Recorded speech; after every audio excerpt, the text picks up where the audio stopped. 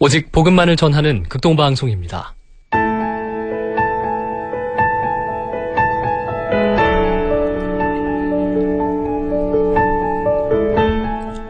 말씀에서 답을 듣다.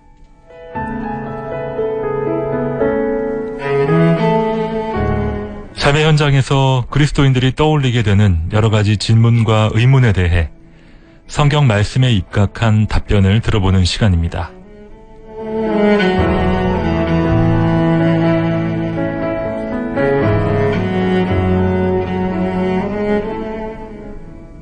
말씀에서 답을 듣다.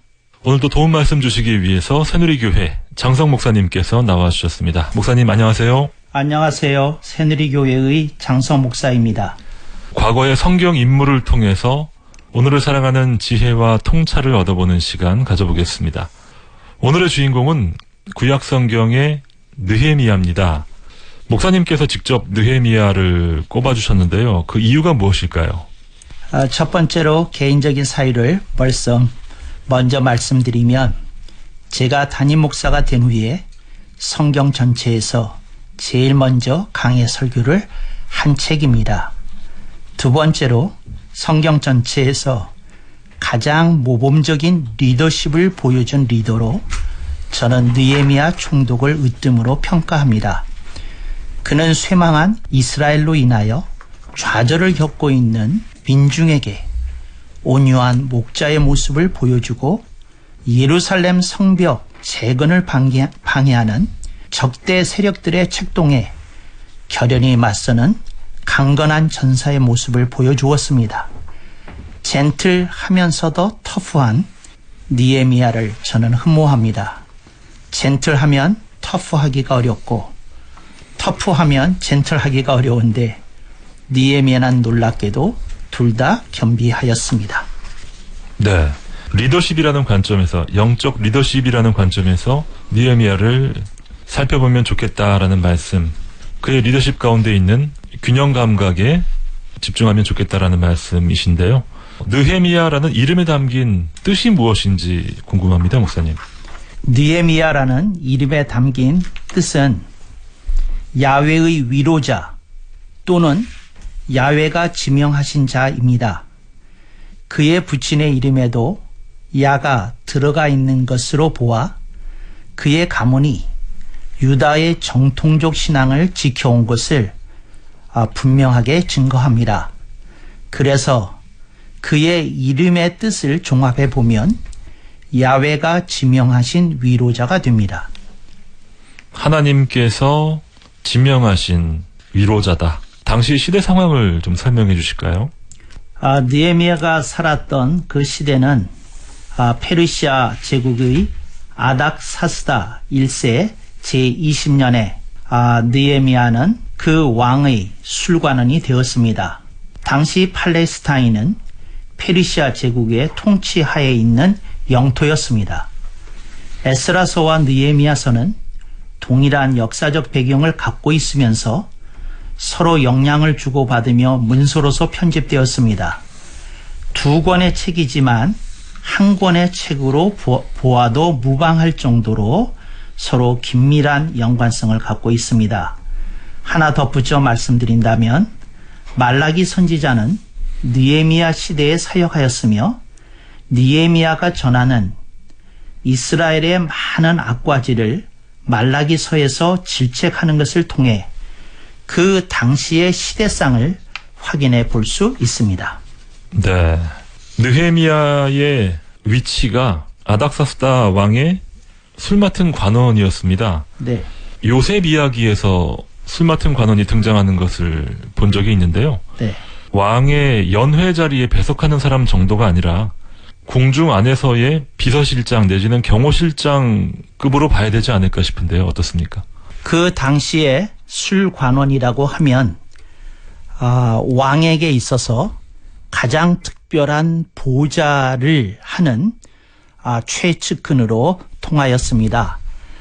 그에게 술관원이라고 명칭이 되어 있지만 술뿐만이 아니라 왕에게 올려지는 모든 음식물을 그가 먼저 맛보고 왕에게 위해가 가지 않는 음식이라는 것을 확인하는 역할이 술관원에게 있었습니다. 또한 술관원은 그러면서 왕의 식탁에 가까이 있기 때문에 왕이 그때그때마다 교양에 관한 거나 문화에 관한 거나 정세에 관한 거나 또 왕이 궁금해하는 온갖 질문에 대하여 슬기롭게 대답할 수 있는 사람을 그 자리에 앉혔기 때문에 최고의 석학이라는 배경이 필요한 자리였습니다. 예. 유대인으로서 당시를 석권하고 있던 페르시아 제국의 왕을 보좌하는 역할을 느헤미야는 하고 있었는데요. 그만큼 개인적인 탁월함이 있었다라고 이해할 수 있겠습니다. 느헤미야에게 어떤 일이 생긴 걸까요? 첫 번째로 그는 그 당시 그 페르시아 제국에 복속된 영지였던 유다로 돌아간 그의 형제들로부터 예루살렘 성이 참혹하게 파괴되었고 성문들은 불태워졌다는 슬픈 소식을 듣게 되었습니다. 그는 이 말을 듣고 앉아서 울고 수일 동안 슬퍼하며 하늘의 하나님께 금식하며 기도하였습니다. 아닥사스다 왕이 느헤미야의 슬픈 기색을 보고 묻자 그는 자신의 조국의 수도가 처한 비참한 상황을 설명하고 자신이 가서 예루살렘 성을 재건하게 해달라고 하여 허락을 받고 유다 총독으로 부임하게 됩니다. 아닥사스다 왕에게는 수많은 부하들이 있었겠고요. 전 세계 여러 민족의 다양한 제국을 섬기는 그 왕의 신하들이 있었을 텐데 특별히 느헤미야에게 이런 특혜가 주어진 이유는 뭐라고 보시나요, 목사님? 우리는 성경의 내증을 지지합니다. 성경의 내증은 느헤미야가 탁월한 인물이어서 이런 승인을 받을 수 있었다. 이런 해석 이전에 하나님의 경륜하에 이 일이 있게 된 것이다. 이제 이런 말씀을 드리고 싶고요. 네. 그 다음에 외증으로는 그러니까 바깥의 증거로는 이런 말씀을 드릴 수 있을 것 같습니다. 이스라엘 사람들에게는 지혜의 전통이 있었는데 그 지혜의 전통은 꾸준하게 시대가 필요로 하는 인물을 배출한다는 것입니다. 애굽 제국 시대에는 요셉이 등장하고 바벨론 제국 시대에는 다니엘이 등장하고 페르시아 시대에는 바로 이렇게 느헤미야가 등장하는 것처럼 하나님을 가까이 하며 지혜를 소중히 여기는 이들에게 하나님이 계시와 영감과 지혜를 통해 역사하시고 그들의 사역을 통해 역사에 개입하시는 하나님의 모습을 확인시켜 준다는 것을 우리는 성경의 외증을 통해 확인하게 됩니다. 목사님께서 보실 때 느헤미야서 가운데 가장 인상적인 구절은 어디라고 볼 수 있을까요? 저는 느헤미야서에 있는 수많은 아름다운 구절들 가운데서 느헤미야서 2장 4절 말씀을 제시해 봅니다. 왕이 내게 이르시되 그러면 네가 무엇을 원하느냐 하시기로 내가 곧 하늘의 하나님께 묵도하고 그가 그 하나님께 기도를 올립니다. 근데 여기서 묵도라는 표현이 나온 것은 왕의 보좌 앞에 모시고 있기 때문에 그는 소리내어서 기도하지 않았다. 이런 뜻으로 묵도라고 번역이 된 것 같습니다.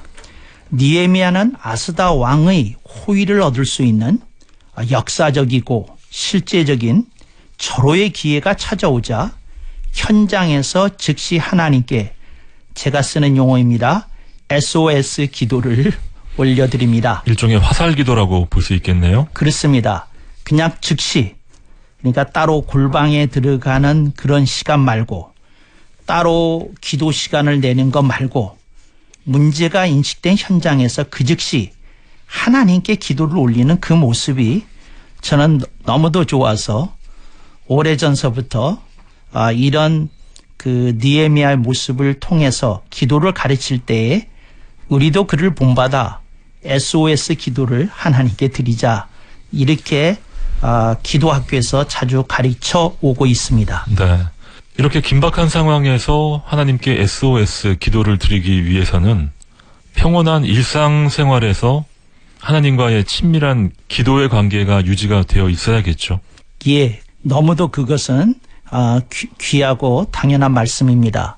근데 저는 그 성도들에게 그 소중한 사실을 하나 먼저 일깨우고 싶은 게 있는데, 그게 뭔고 하니, 기도는 반드시 어떤 거룩한 행위만은 아니라는 것입니다. 우리들이 운전할 때 이제 눈 감으면 안 되지 않습니까? 우리들의 삶 속에 그 하나님이 눈을 뜨고 운전을 하면서도 기도하는 것을 원하시듯이 우리가 삶의 현장 속에서 작업을 하면서 우리에게 맡겨진 소임에 충성을 다하면서도 우리들이 기도를 올릴 수 있다는 사실을 한번 짚어보고 싶었습니다. 느헤미야는 사실 회파된 예루살렘으로 돌아가서 예루살렘 성벽을 재건하는 일을 하게 됩니다. 목사님, 성전도 아니고요, 성지도 아니고 예루살렘 성벽을 쌓는다. 이 성벽의 재건이 갖는 의미는 뭐라고 볼 수 있을까요? 여러 가지 다양한 해석이 가능하고 또 그 다양한 해석들이 다 풍부하게 다 맞을 것입니다. 저는 간략하게 세 가지로 정리해 보았습니다. 첫째로, 장차 하나님의 경륜 속에 이루어질 이스라엘의 회복에 대비하여 생활의 도시의 터전을 닦는 것이었다는 것입니다. 둘째로, 이스라엘을 하나님이 결코 잊으시거나 포기하지 않으시고 역사하시고 있다는 확실한 증거를 이스라엘 민중에게 주는 것입니다. 셋째, 예루살렘을 신앙의 구심점으로 되살리려는 자명한 의도가 분명히 있었습니다. 예루살렘의 성벽을 재건함을 통해서 이스라엘을 회복시키고 생활의 터전을 마련하는 네, 하나의 울타리가 될 수 있겠죠. 그렇습니다. 외형적인 틀을 형성하는 의미라고 볼 수 있겠고, 이스라엘을 잊지 않고 계신 하나님, 이스라엘을 위로하시는 하나님을 성벽 재건이라는 이 과정을 통해서 보여주고 계시다라는 의미. 네, 그리고 이스라엘 백성들의 신앙의 구심점으로서 예루살렘을 회복시키는 의미를 담고 있다라고 세 가지 의미를 짚어주셨습니다. 느헤미야가 이 거룩한 사역을 감당하는 데 있어서 많은 사람들이 동역하고 도와주었는데요. 의외로 그를 거역하고 방해하는 사람들도 많았습니다. 앞서 목사님께서 말씀하셨던 리더로서의 터프한 모습이 여기서 드러나지 않나 싶은데요. 느헤미야는 그 위기를 어떻게 돌파하고 또 극복했는지 설명해 주시죠. 무엇보다 먼저 말씀드리고 싶은 점은 느헤미야는 기도의 사람이었다는 것입니다. 난제 앞에서 그는 금식 기도의 위력을 알고 있었고 분명하게 또 간절하게 실천하였습니다. 장애물과 부딪히면 그는 SOS 기도의 위력을 알고 있었고 또 분명하고 간절하게 실천하였다는 것입니다. 그는 현실적인 사람이었지만 하나님과 교통하는 기도의 가치와 위력을 분명히 신앙적인 체험을 통해서 알고 있었던 사람이었습니다. 또한 그는 그가 치러했던 비판, 비난, 비방 앞에서 그 속으로 빨려 들어가는 것이 아니라 구체적이고 실제적인 공사 계획으로 맞서는 이성적인 사람이었다는 것입니다. 그는 공사에 참여하고 기여한 사람들에 대한 모든 것을 꼼꼼히 기록하였습니다. 그는 공사의 완성이 가져올 건설적인 유익을 예루살렘 축성의 비전으로 그때그때 제시하였습니다. 네, 여러분은 지금 말씀에서 답을 듣다를 듣고 계십니다. 찬양 한 곡 듣고 계속해서 대화 이어가겠습니다.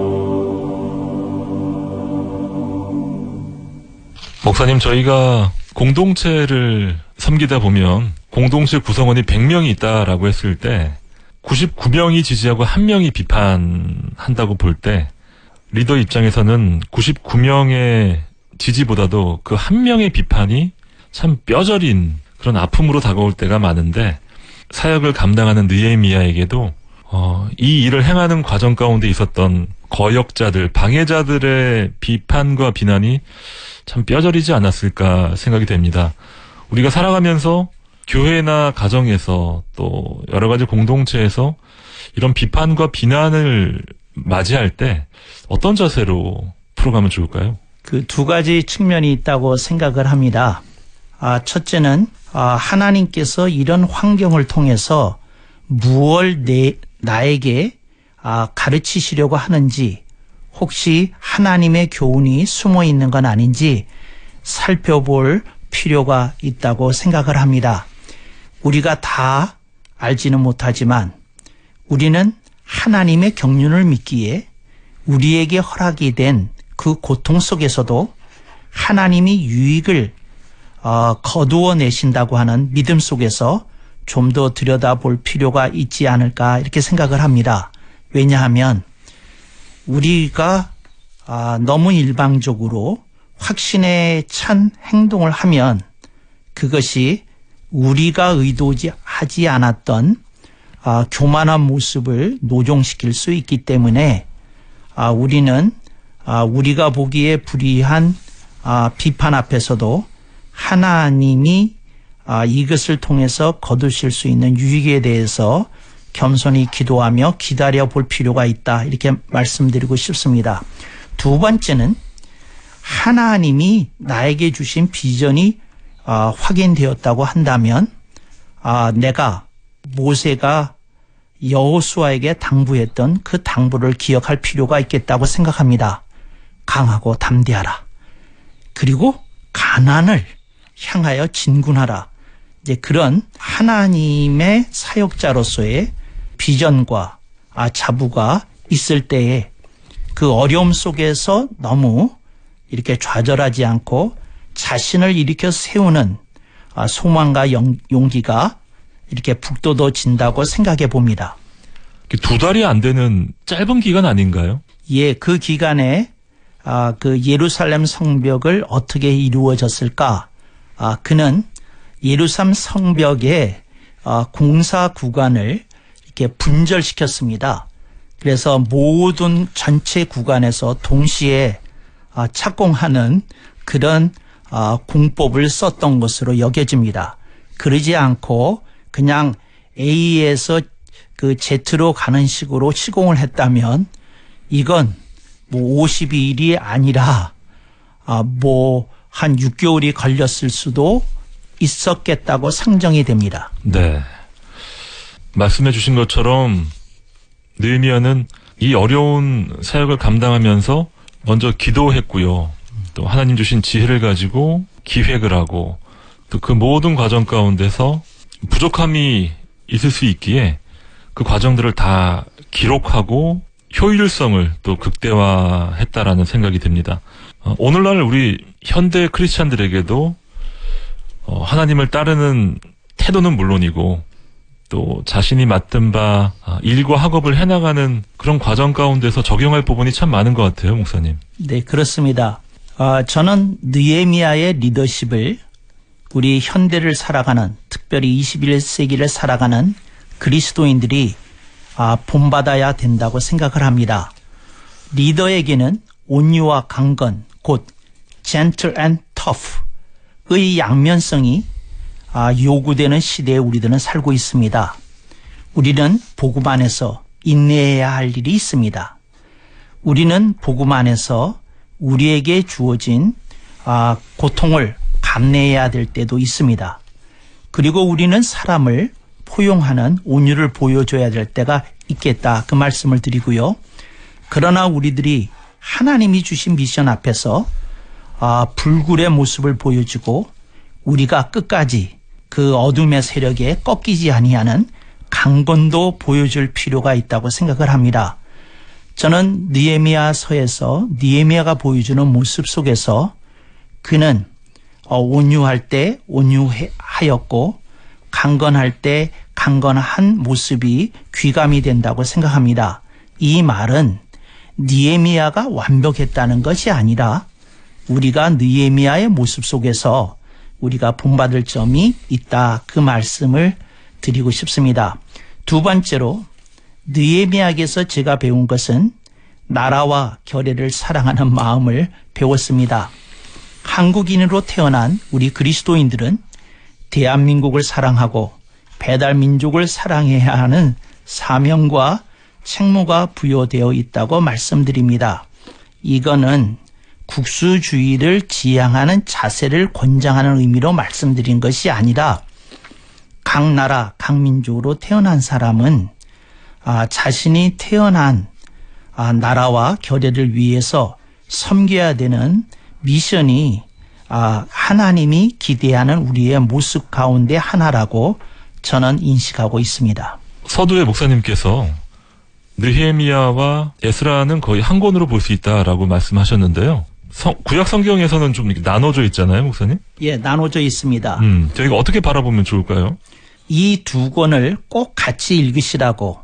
그래서 어떤 이들은 느헤미야를 먼저 읽고 에스라 읽을 수도 있고 에스라를 먼저 읽고 느헤미야를 읽을 수도 있고 그렇습니다.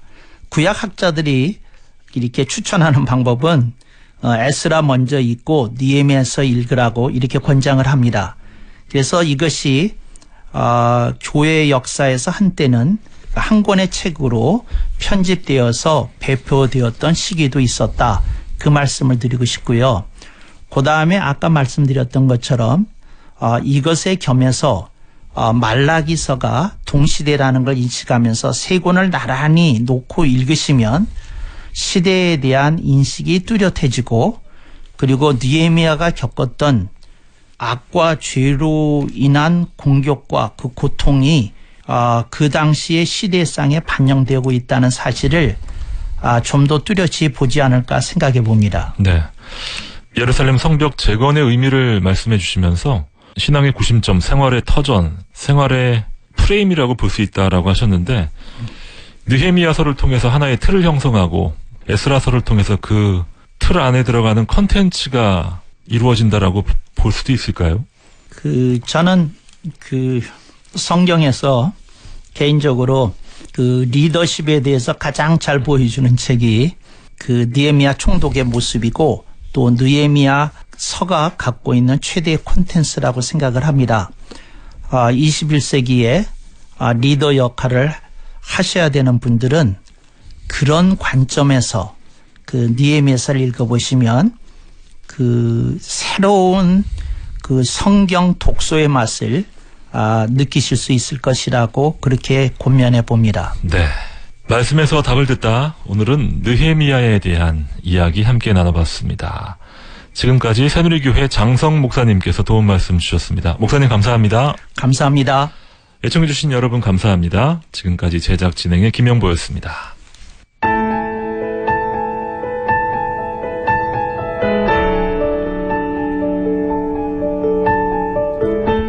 말씀에서 답을 듣다. 오늘 순서를 마칩니다. 방송 들으시고 신앙생활에 도움받기 원하시는 분은 서울 새누리교회 전국번호 1855-1691번으로 연락 주시기 바랍니다.